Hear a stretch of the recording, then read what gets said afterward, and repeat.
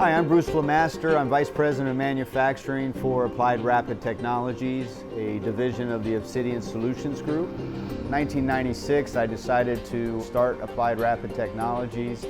We were the first additive manufacturing service provider in the Mid-Atlantic region, and we've been providing services ever since then.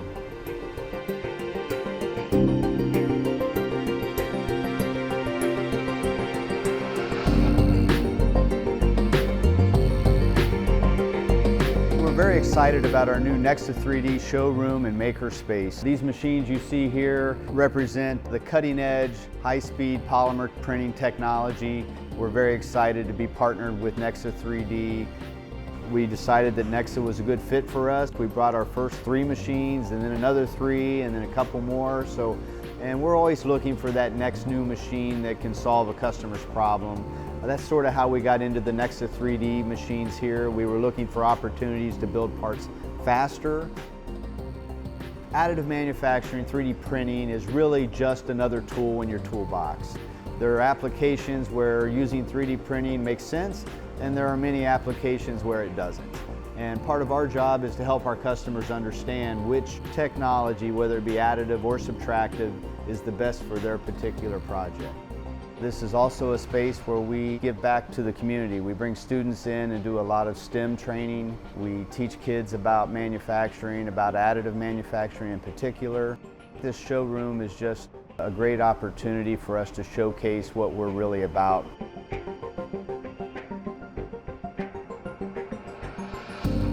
What sets Applied Rapid Technologies apart from our competitors is really our 28 years of service in the industry. But we really ask lots of questions. But what is your intent? Where are you taking this part? Where is it going to be used? But these are all questions that help us direct you to the proper technology, the proper material, and ultimately that leads to a better project.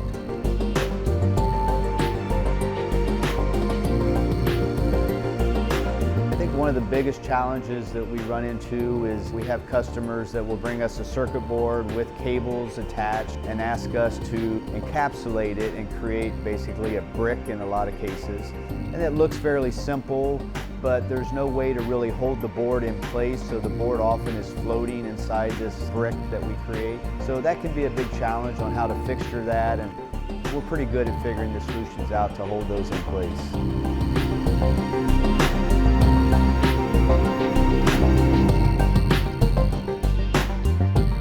So the future of additive manufacturing, metals are the big thing. Titanium, cobalt chrome, Inconel. We can do stainless steels, aluminum now, and copper.